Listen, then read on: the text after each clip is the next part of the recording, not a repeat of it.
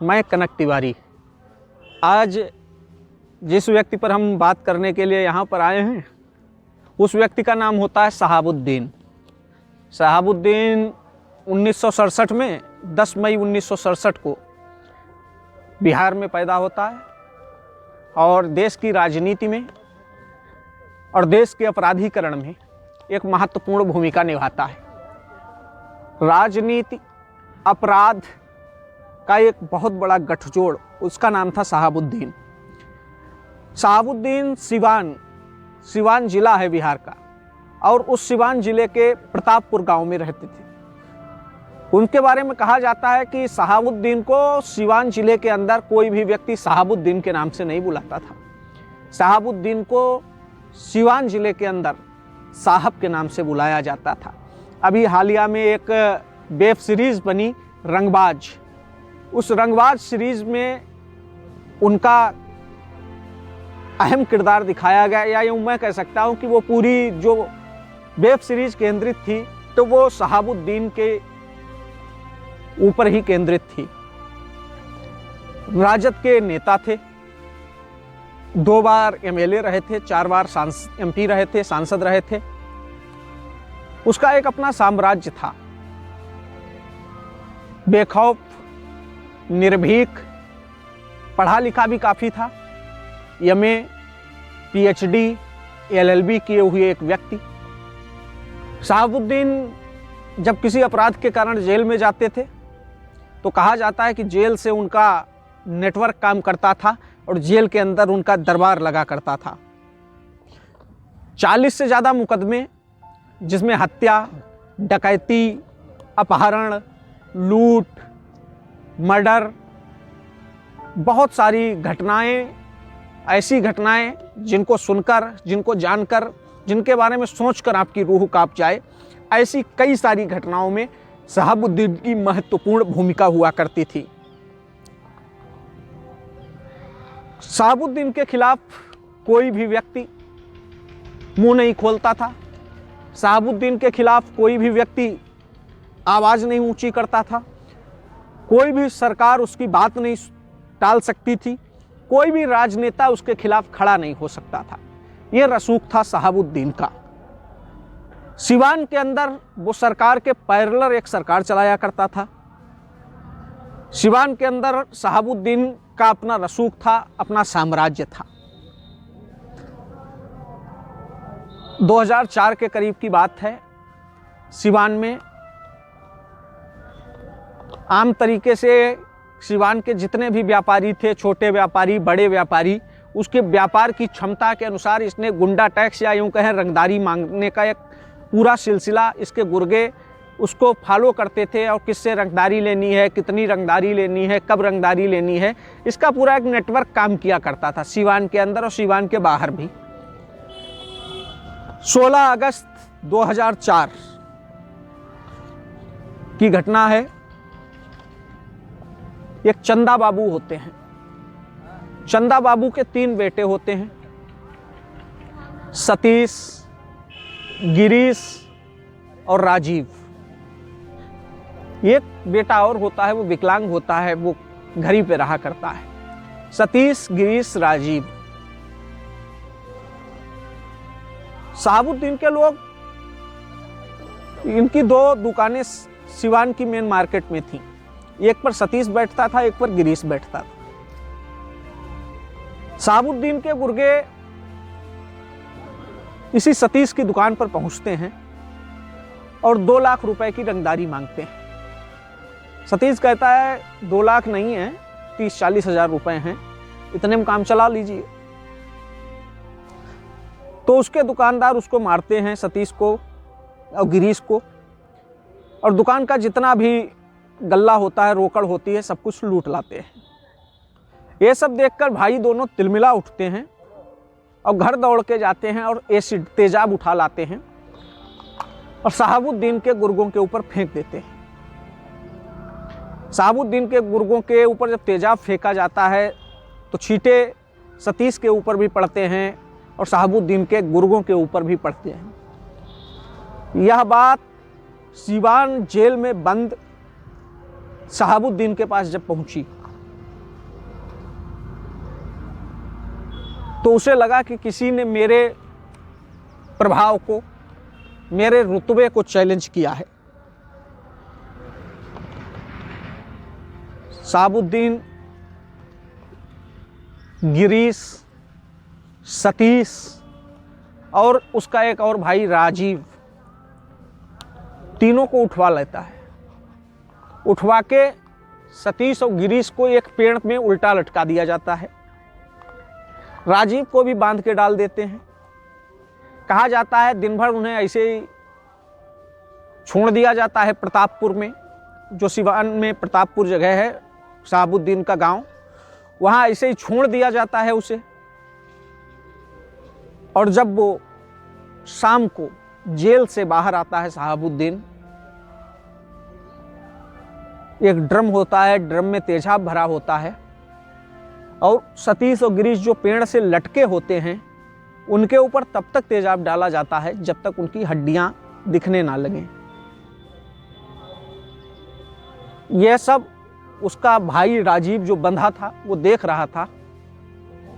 वो कैसे भी खुद को बचा के प्रतापपुर से एक अनाज की भरी ट्रैक्टर ट्राली आ रही थी, उसमें छिप के वहाँ से भाग गया और अंडरग्राउंड हो गया।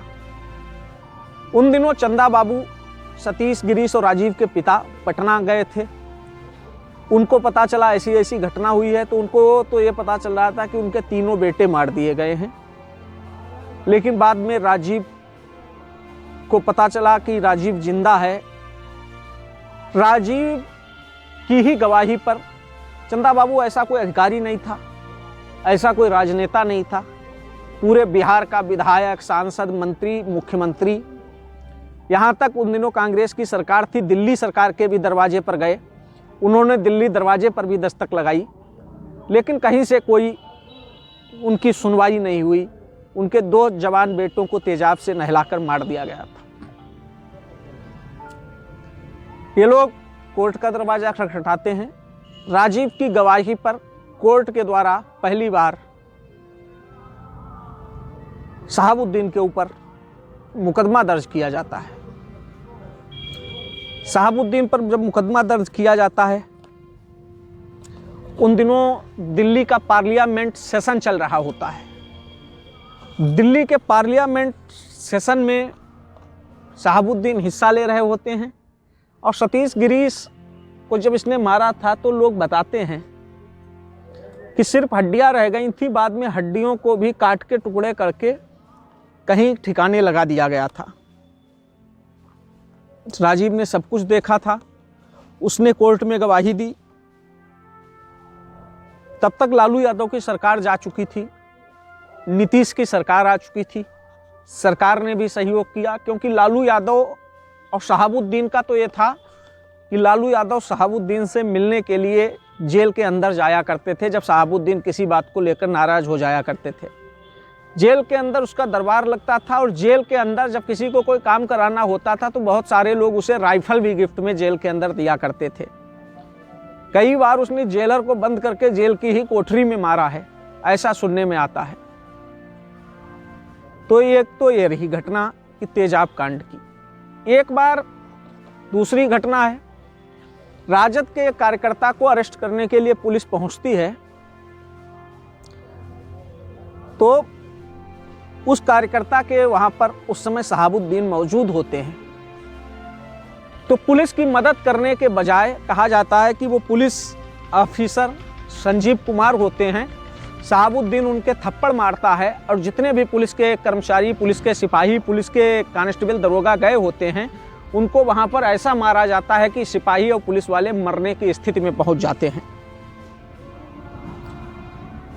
ये उसकी दबंगई थी, ये उसका प्रभाव था। इस घटना से पुलिस इतना नाराज होती है कि भारी भरकम फोर्स के साथ प्रतापपुर की ओर रवाना हो जाती है शहाबुद्दीन के घर पे। दोनों तरफ से फायरिंग, क्योंकि सिवान में जो शहाबुद्दीन के घर पे लोग थे उनको पता था कि पुलिस आ रही है, दोनों तरफ से अंधाधुंध फायरिंग होती है। पुलिस के भी लोग मारे जाते हैं और उधर से भी लोग मारे जाते हैं और शहाबुद्दीन बचकर निकल जाता है। 1993 में 25 वर्ष की उम्र में पहली बार विधायक बना था और उसका एक अपना जलजला था, अपना एक रुतबा था। 1993 में भारतीय कम्युनिस्ट पार्टी के कहा जाता है 1993 से मृत्यु शुरू हुई और लगभग 200 भारतीय कम्युनिस्ट पार्टी के कार्यकर्ताओं की हत्या हुई, जिनमें मन्ना चौधरी जी का अपहरण करके हत्या की गई।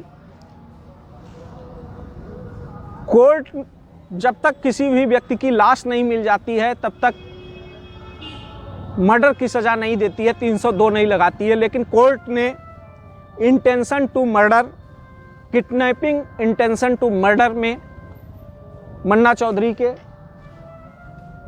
शहाबुद्दीन को वारंट जारी किया। 15 मार्च 2000 से एमपी था, काफ़ी ज़्यादा प्रभाव था।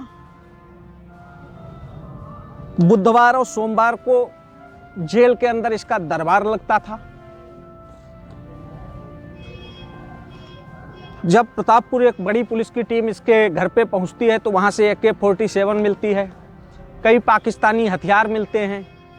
बाद में पुलिस जांच करने का प्रयास भी करती है कि कहीं इसके संपर्क या संबंध ISI से तो नहीं है। जेलर को धमकी देना, पुलिस को खिलौना समझना, विभिन्न मुकदमे इसके ऊपर जो थे वो खोले गए और टोटल मुकदमों में इसे 36 साल की, एक मन्ना चौधरी के मर्डर में और एक चंदा बाबू के बेटे सतीश और गिरीश की हत्या में टोटल इसे 36 साल तक की सजा हुई थी। 2 मामलों में उम्र कैद। 2009 में जब ये जेल में था तो इसने सीवान से पत्नी को लोकसभा में खड़ा किया। ये सोचता था कि मेरे खिलाफ कौन ही खड़ा होगा। 2009 में शहाबुद्दीन की पत्नी सीवान से चुनाव लड़ती हैं और हार जाती हैं। तिहाड़ जेल में बंद था, तब तक कोरोना की गाइडलाइन आ जाती है। तिहाड़ जेल में कोरोना से संक्रमित हो जाता है। दीनदयाल अस्पताल दिल्ली में ITO कब्रिस्तान में इसका अंतिम संस्कार होता है। दीनदयाल अस्पताल दिल्ली में 1 मई 2021 को इसकी मृत्यु हो जाती है और दिल्ली के ITO कब्रिस्तान में इसका अंतिम संस्कार होता है। इसका बेटा ओसामा पहुंचता है